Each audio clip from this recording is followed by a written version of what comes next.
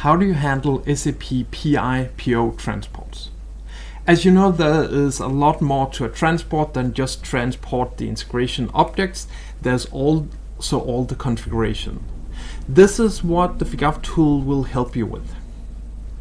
So here we have the Figaf tool. It is configured on our sandbox. It is connected to our systems, and we have created a landscape here where this defined between these two systems.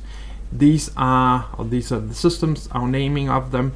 We have specific search replace parameters that we want to apply. So let's just create a new one here that says we want to transport to 78. So we know this, and the idea is with this parameter replacement that you can go in and replace host names, port names, all of these different things that you want to replace when you're doing integrations.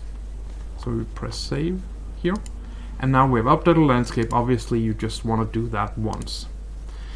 Then we can select our ICO that want to start as integration, and obviously we can also do it for individual object, communication channels, etc. We create a ticket here, demo transport 780. We select the landscape we want to use for this, and this was going to be this one. We will create a DIRA number so we know who requested this. Let me just use 78. Yes. So now we have created this. We can look at our artifacts. Here we can attach all the dependent objects, so it knows based on our ICO what are all the other artifacts that we have here. So it knows the channels, the message mappings, etc. That's a part of this. We can go to our testing tab. Here we can look up all the test cases that we have, and let's just select one here. And we can then select run on our development system. Oh, that was a test system. Where it knows everything that we need to do to run it. I think let's run it here on the test development system.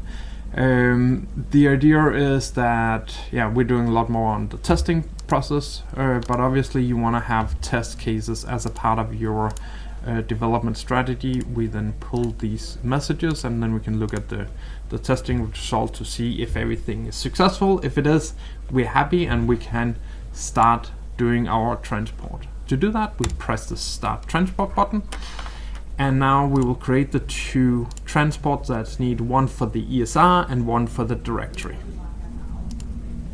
So if we look at the ESR, we can see it contains these different artifacts.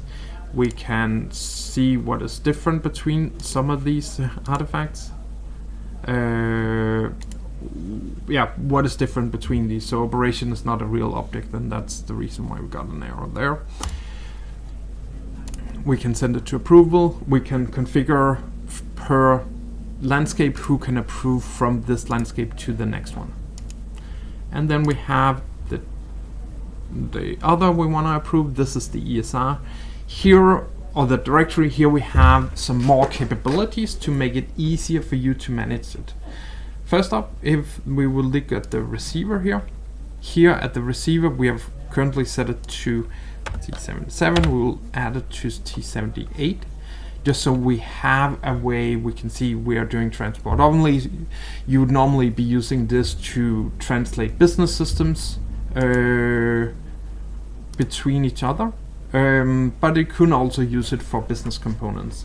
And then we'll look at the communication channel for this, how it is working, and we can see it has now figured out that the system is T78.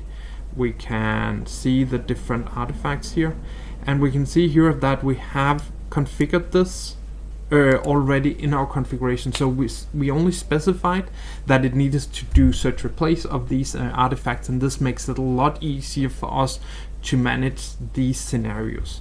We can also manually write this is to understand what's going on, or if we just have one scenario where something happens, we press save, and then we go to send it to approval.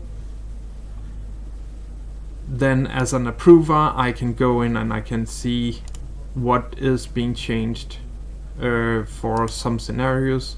So obviously this one probably have more. So this is a new artifact that we have created. If we look at the ICO, we can also compare what is happening here for the scenario. So we can see here that it changes the system from one system to another. This is just an example to see some of the more complex scenarios that we can actually do.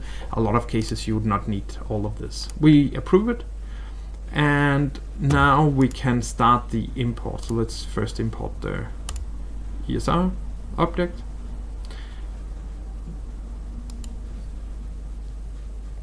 We also have batch import.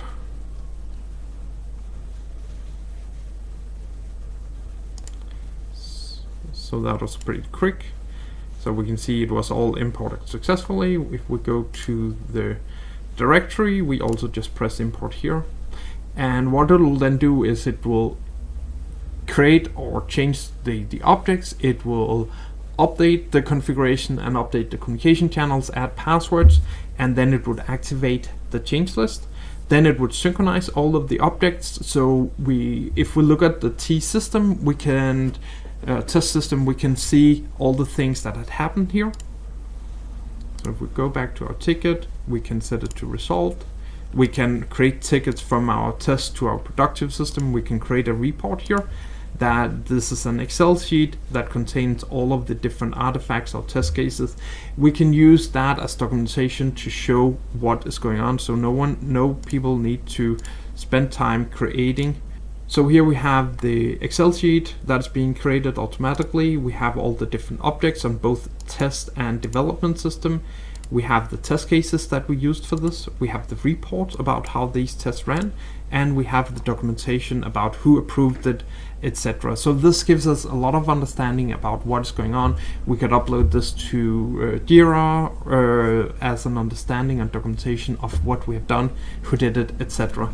And this simplifies the development process quite a bit. I hope you can see how this process can help you make it easier to manage your SAP integration, and how the tool will speed up your process and save you a lot of money on doing governance. Thank you.